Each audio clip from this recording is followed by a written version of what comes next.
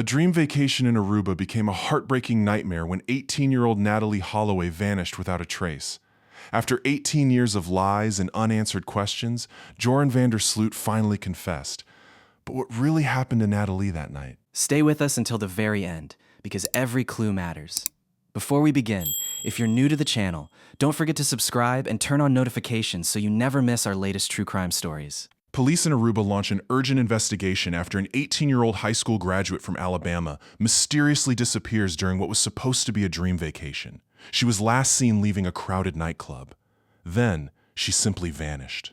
The search begins immediately. Aruba is famous for its crystal clear water, white sandy beaches, and breathtaking sunsets.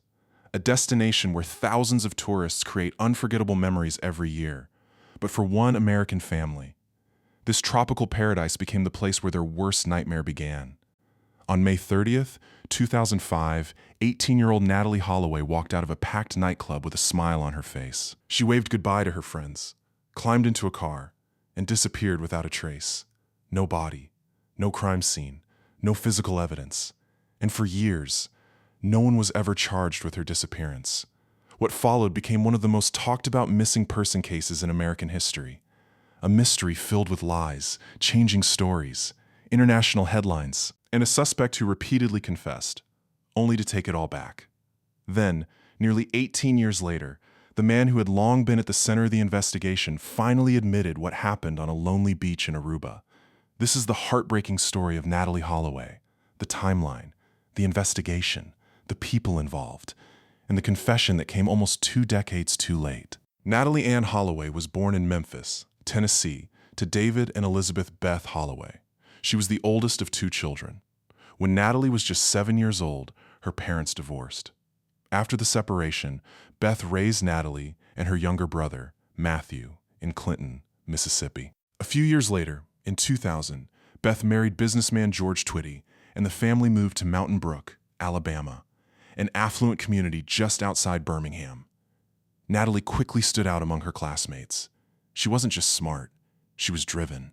In May 2005, she graduated from Mountain Brook High School with honors. She was an active member of the National Honor Society, served in student government, danced on the school's dance team, and volunteered as a peer counselor through the Natural Helpers Program. She also worked with the American Field Service, helping international exchange students feel welcome. Friends described Natalee as warm, compassionate, and incredibly popular. Her future looked incredibly bright. She had earned a full scholarship to the University of Alabama, where she planned to study pre-med with dreams of becoming a pediatrician. She was also excited about joining a sorority and beginning the next chapter of her life. No one could have imagined that dream would never become reality. On May 26, 2005, just days after graduation, Natalee joined 124 of her classmates on a 5-day senior trip to Aruba, a beautiful Dutch Caribbean island. For students at Mountain Brook High School, it had become something of a graduation tradition. 7 adult chaperones accompanied the group. Every day, they checked in with the students to make sure everyone was safe. But they weren't there to monitor every movement. The graduates were given plenty of freedom to enjoy their vacation. Natalee's father, Dave, initially had reservations about letting her go. But Beth believed her daughter deserved to celebrate after years of hard work. She hoped Natalee would make lifelong memories with her friends before starting college. Early on the morning of May 26th, Beth dropped Natalee off at a friend's house around 4 a.m. so she could catch her flight to Aruba. Before saying goodbye, Beth told her she'd be waiting at the airport when she returned the following Monday evening. Neither of them knew.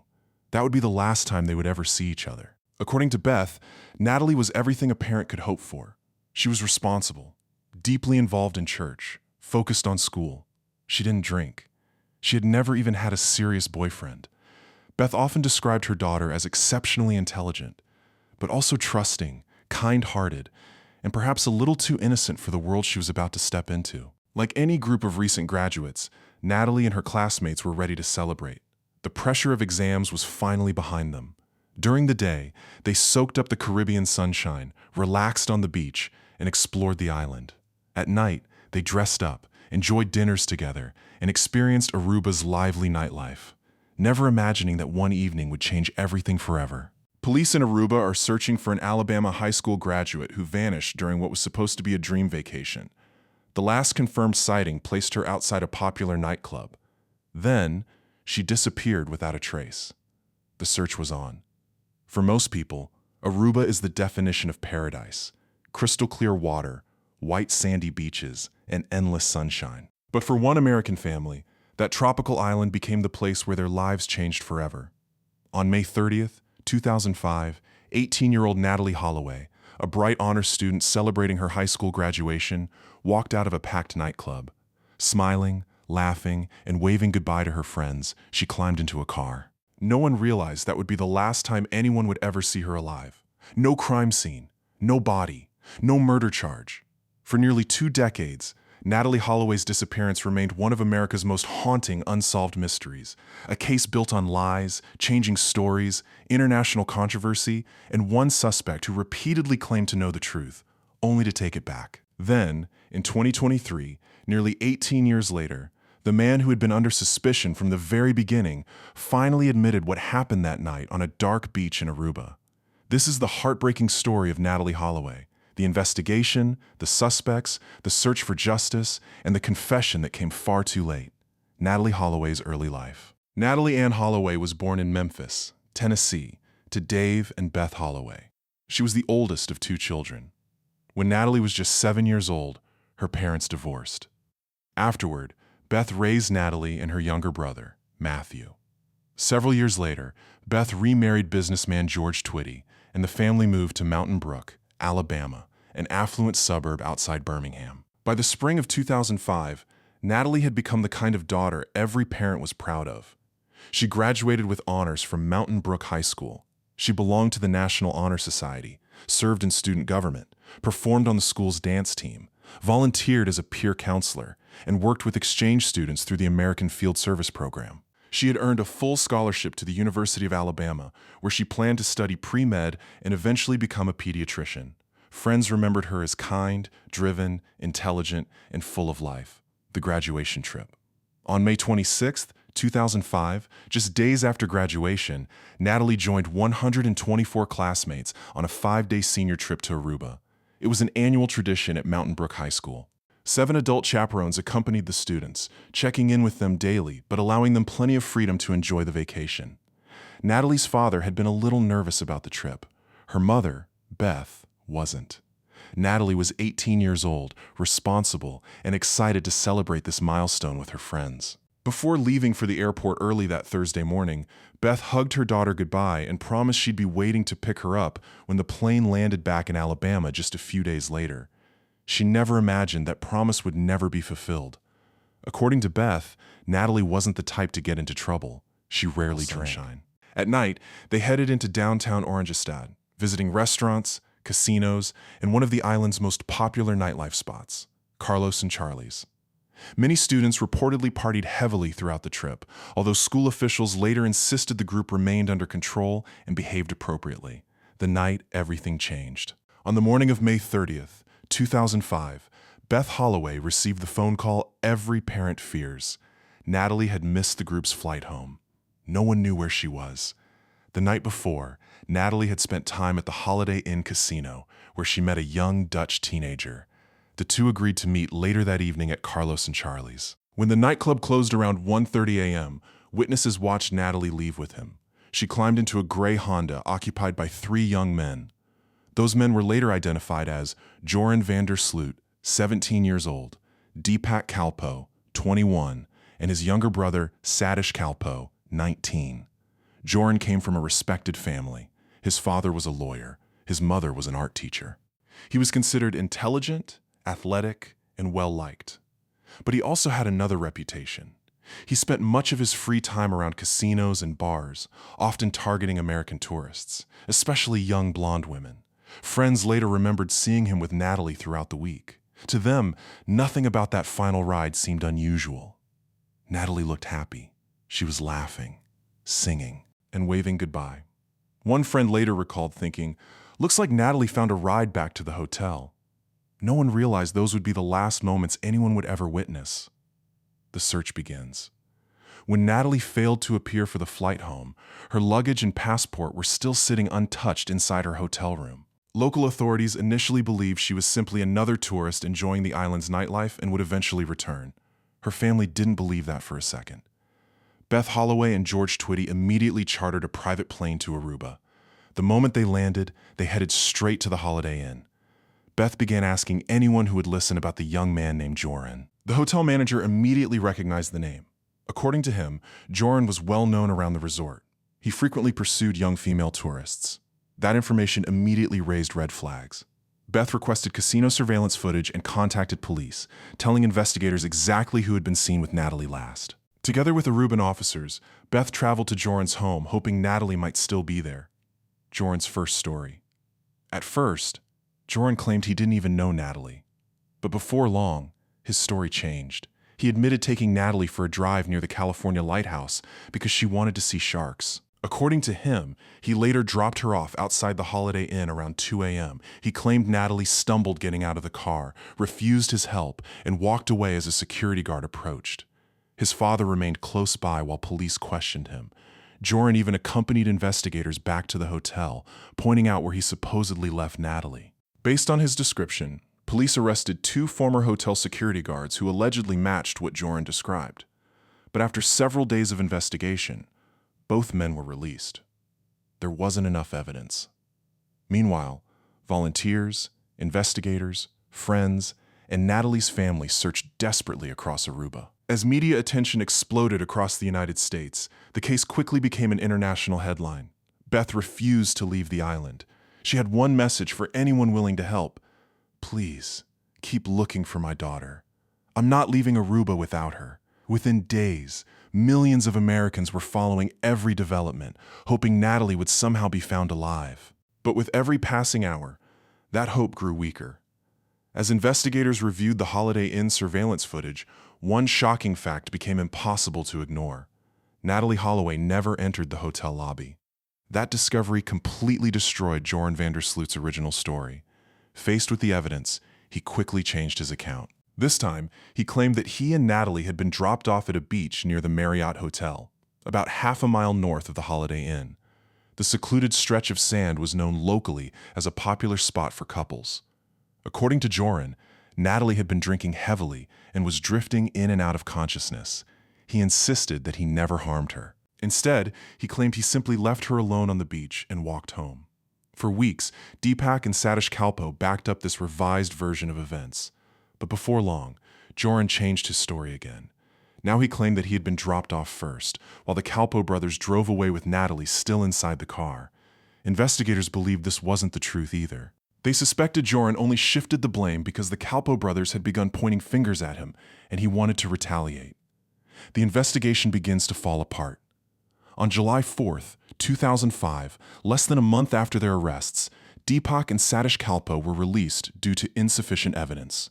Joran, however, remained behind bars. Under Aruban law, investigators could continue holding a suspect for an extended period, even without formal charges, as long as they could convince a judge that the investigation was making progress. Natalee's family was devastated. Beth Holloway stood before cameras with tears streaming down her face, calling the judge's decision a complete miscarriage of justice. She believed the Kalpo brothers knew exactly what had happened to her daughter. Desperately pleading for help, she told the world, "I'm asking everyone not to let these men walk away without answering for what happened to my daughter. Public pressure versus police strategy." Across American television, news anchors fiercely criticized Aruba's justice system. Many questioned why the suspects had been released so quickly.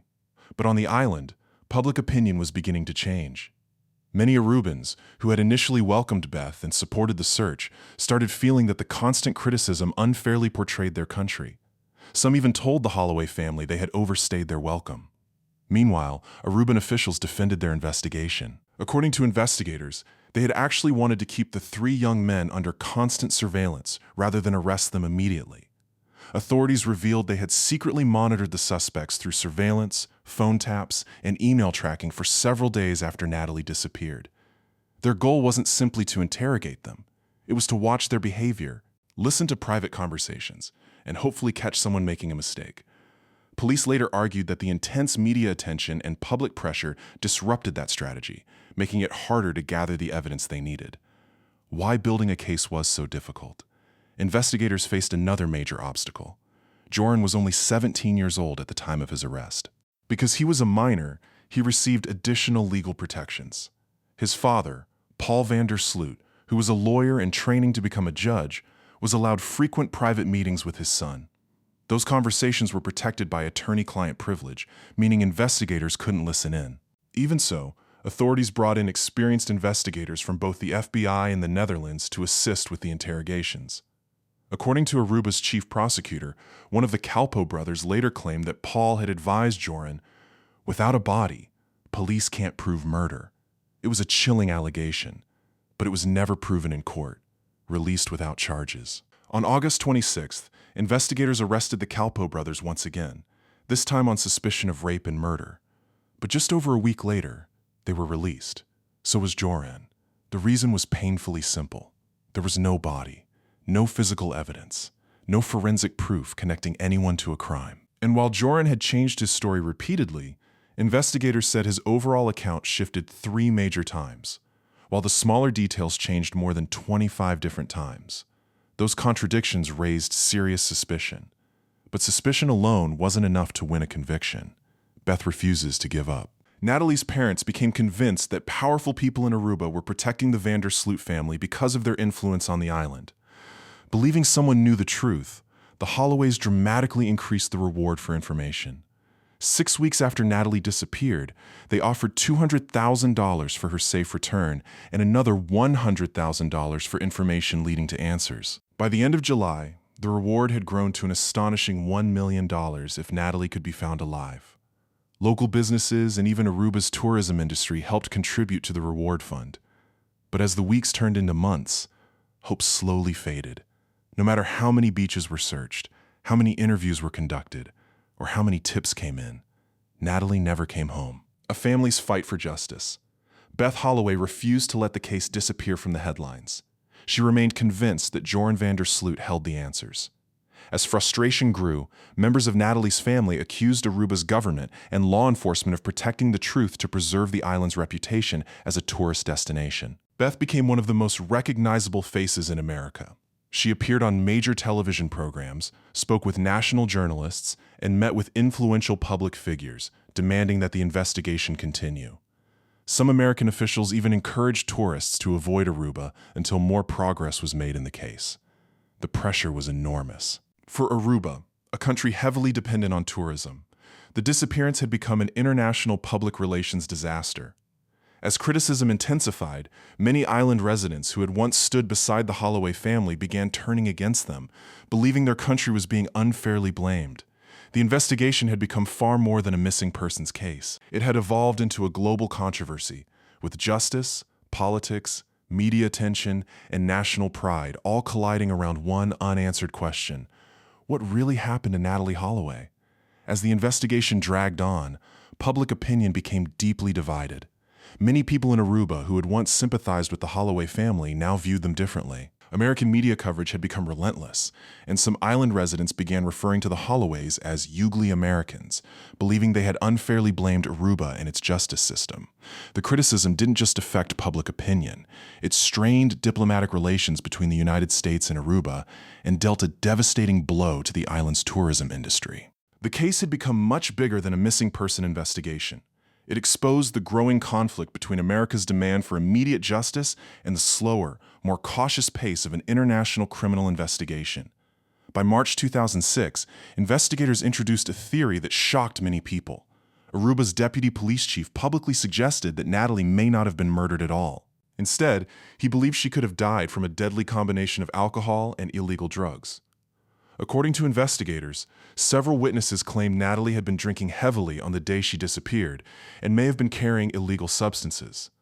Police also revealed something unexpected. They no longer believed the group had gone to the beach. Instead, they suspected Natalee may have been taken to Joran Vandersloot's home.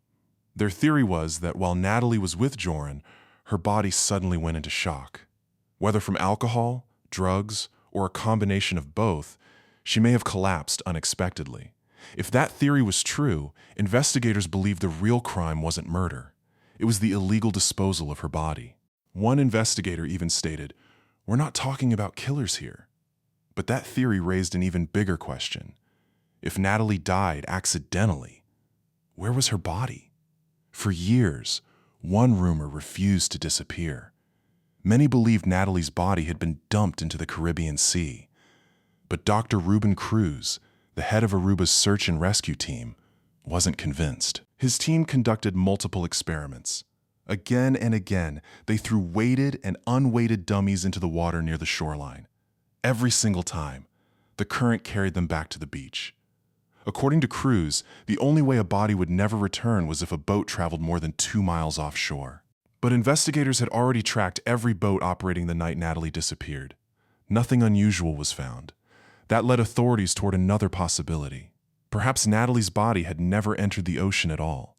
Instead, it may have been hidden somewhere among Aruba's sand dunes, carefully concealed by someone who knew exactly how to cover their tracks. Some investigators even believed the body could have been moved more than once. By the end of 2006, the investigation had reached a dead end.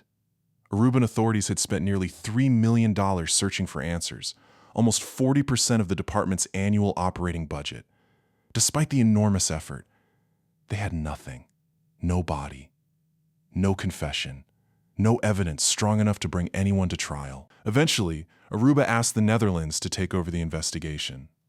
The Dutch National Police reopened the case from the ground up. Fresh searches began, including another search of the van der Sloot family home in 2007. Around the same time, Joran van der Sloot did something few people expected. He published a book. He claimed it was finally his chance to tell the truth. In the introduction, he promised readers complete honesty. He admitted that he had lied during the investigation, but once again, he insisted he was innocent. Investigators weren't convinced. On May 12, 2007, police searched the Kalpoe family's home. Months later, Joran and the Kalpoe brothers were arrested once again. This time, prosecutors accused them of either participating in Natalee's voluntary manslaughter or causing serious injuries that led to her death. The arrests were based on newly discovered evidence, but prosecutors never revealed exactly what that evidence was. Hope returned, briefly. Only weeks later, every suspect was released again. The charges were dropped. Prosecutors admitted they still couldn't prove that Natalee had died because of violence, or that any suspect had directly caused her death. On December 18, 2007, the investigation was officially closed. For many people, it felt like justice had simply walked away. While Natalee's family continued searching for answers, Joran van der Sloot moved on with his life. He traveled the world, spent months in Thailand, and, according to many who met him, seemed to enjoy the worldwide attention. He had become infamous, not for being convicted, but for remaining the prime suspect in one of the world's most famous unsolved disappearances. Over the years, Joran told countless versions of what happened that night. None of them matched. None of them could be verified. During an interview with ABC News, he claimed he simply left Natalee sitting alone on the beach before going home. The last time I saw her, she was sitting by the ocean. He denied hurting her and insisted he had been unfairly portrayed. People see me as a murderer, a rapist, everything I'm not. When the interviewer asked the obvious question, "If you're innocent, why keep changing your story?" Joran answered quietly, "Because I was scared." In another interview with Fox News, he offered an even more detailed version. He claimed the two had been drinking together after meeting in the casino. They eventually went to the beach. According to him, Natalee wanted to have sex. He refused because he didn't have a condom.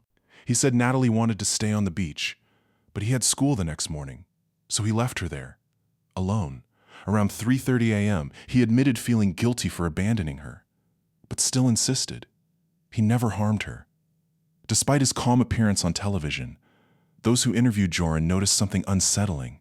His confidence could disappear in an instant. During a televised interview with Dutch crime reporter Peter R. de Vries, Joran suddenly lost his temper and threw a glass of wine directly into the reporter's face.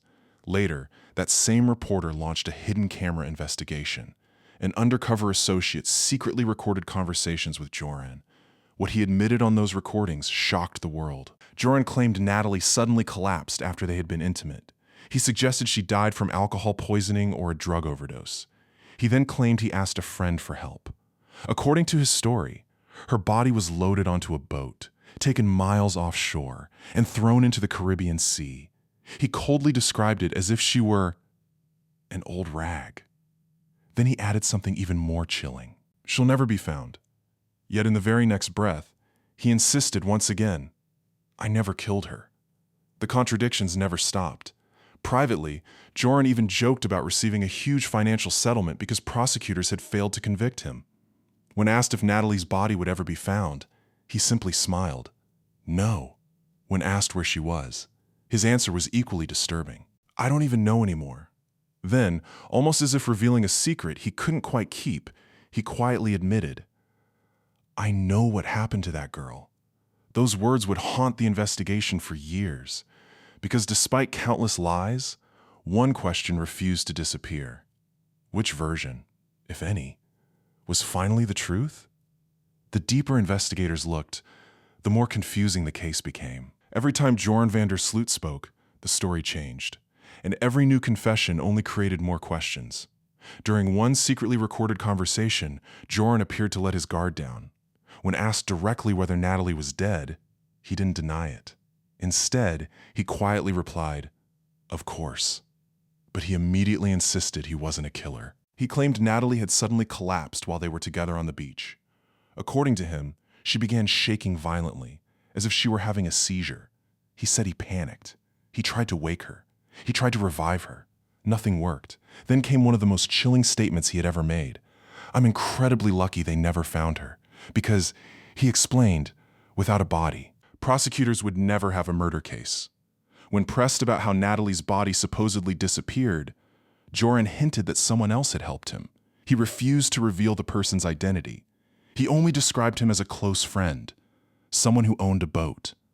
According to Joran, the body was taken more than 2 miles offshore and dumped into the Caribbean Sea. He believed that once it reached deep water, it would never be found. He then described Natalee's final moments in disturbing detail. He claimed they had been kissing. She suddenly turned pale.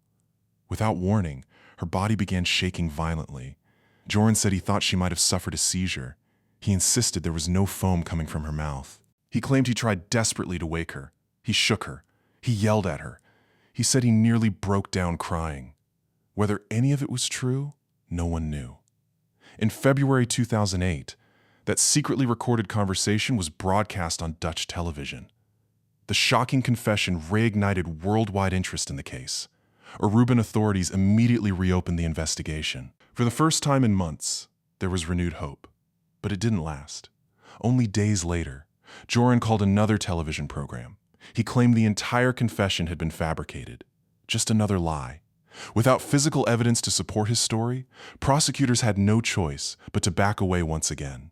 No charges were filed. Investigators searched the ocean anyway. Specialized boats equipped with sonar scanned the waters surrounding Aruba.